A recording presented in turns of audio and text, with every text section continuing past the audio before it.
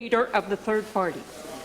Madam Speaker, the drinking water aquifer beneath Murray's Irving gas station restaurant and Tim Hortons on the Beardsley Road in Woodstock was severely polluted by a leak of 100,000 litres of diesel fuel last December. Yet the Minister of Environment has said nothing about this publicly.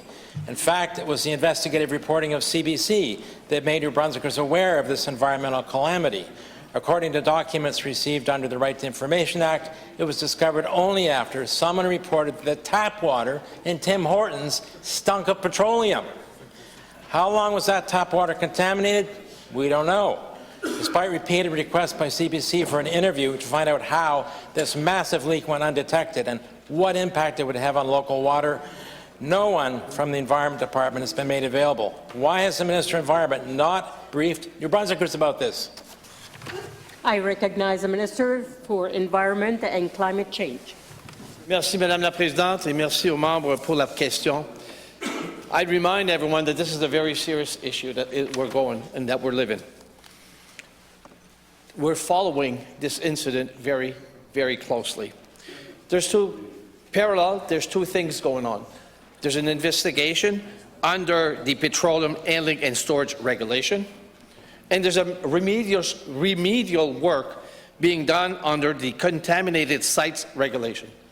These are great rules and regulations that we have in place, and actually there was no current monitoring indicates impact on nearby households, so the citizens affected are well protected. We've been made sure everyone around the contaminated site were aware. Merci, Madame la Présidente. I recognize the Leader of the third party.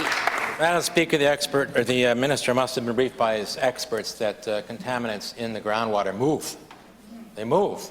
They move away from the site of contamination downstream, as it were. And, Madam Speaker, that raises a whole other concern. But what I want to mention is the Clean Environment Act requires that a person in control of or has responsibility for a contaminant at a site must notify the Minister if they have reason to believe or know it has been released into the environment. The Act's Petroleum Product Storage and Handling Regulation requirements are very clear and comprehensive. Offences under the Clean Environment Act carry an administrative penalty from $1,000 to $1 million for every day the offence continues, or a prosecution be carried out in court. 3.5 months have passed since this massive contamination of the aquifer was discovered. Can the Minister of Environment tell the House what offences are current on the Act, who was responsible, and what action he is taking?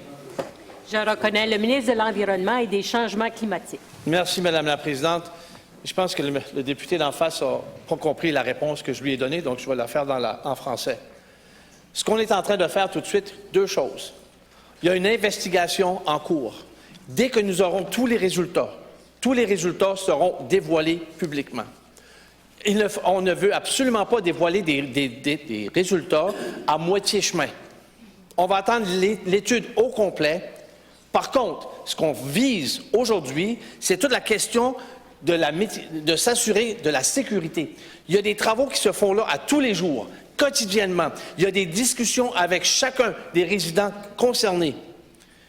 On a pris les mesures nécessaires. L'entreprise Irving Oil a pris les mesures nécessaires selon nos politiques et notre réglementation. Et monsieur le député, ces réglementations sont sévères et contraignantes. Il y aura des suivis à faire. On attend les résultats de l'investigation. Merci.